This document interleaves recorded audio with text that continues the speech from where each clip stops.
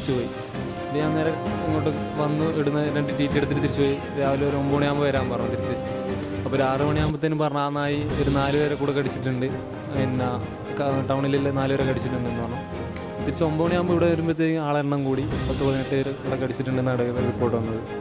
പിന്നെ ഇപ്പം TT എടുത്തിട്ട് ഒബ്സർവേഷനിൽ വെച്ചിട്ടുണ്ടായത് 4 മണിക്കൂർ കഴിഞ്ഞിപ്പോൾ പറഞ്ഞു കുഴപ്പമൊന്നുമില്ല, തിരിച്ചു പോവാം. ഇപ്പോൾ ഒരു നേഴ്സ് വന്നിട്ട് തിരിച്ചു പോകാൻ കുഴപ്പമൊന്നുമില്ല എന്നാണ് പറഞ്ഞത്. പിന്നെ 2 പേർക്ക് സീരിയസ് ആയിട്ട് താഴെ കിടക്കുന്നുണ്ട്, അവർ മുറിവ് കൂടുതലാണെന്ന് പറഞ്ഞത്. സ്ത്രീകൾ അപ്പുറമുണ്ട്, അവർക്ക് വലിയ മുറിവില്ല, കുഴപ്പമില്ല എന്ന് പറഞ്ഞു. അവരെ പുതിയ ദിവസം തന്നെ അടിച്ചു. അവർ കർണാടക ജോലിക്ക് വന്നവരാണ്. രാവിലെ ഒരു 6 മണിയാകുമ്പോഴത്തേനും അവർ ടൗണിലോട്ട് വരുമ്പോൾ അവിടെ നിന്ന് അടിച്ചതെന്ന് പറഞ്ഞത്.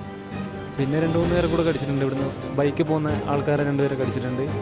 പിന്നെ തൃശ്ശൂരിൽ നിന്ന് വരുന്ന ഒരു ഏട്ടനെ കടിച്ചിട്ടുണ്ട്. തൃശ്ശൂരിൽ നിന്ന് ഹോട്ടലിലോട്ട് പോകുമ്പോൾ അവിടെ നിന്ന് കടിച്ചായിരുന്നു. അങ്ങേക്ക് കുറച്ച് പരിക്ക് കൂടുതലാണ്, കൈക്കും കാക്കുമായിട്ട് പരിക്ക് കുറച്ച് കൂടുതലുണ്ട്. വേറെ കുഴപ്പമൊന്നുമില്ല, ഇപ്പോൾ ആർക്കും വലിയ കുഴപ്പമില്ല എന്ന് പറഞ്ഞു. പിന്നെ ഒരാളെ മംഗലാപുരത്തോട്ട് പറഞ്ഞു വെച്ചിട്ടുണ്ട്, അത് എന്തുകൊണ്ടാണെന്ന് അറിയില്ല എന്ന് പറഞ്ഞു. വേറെ കുഴപ്പമൊന്നുമില്ല. കാസർഗോഡ് ജില്ലയിൽ തെരുവുനായകളുടെ ശല്യം ദിനം പ്രതി വർദ്ധിച്ചു വരികയാണ്. അധികാരികളെത്തി തെരുവുനായകളെ കൊല്ലുകയും ചെയ്തു. പബ്ലിക് കേരള.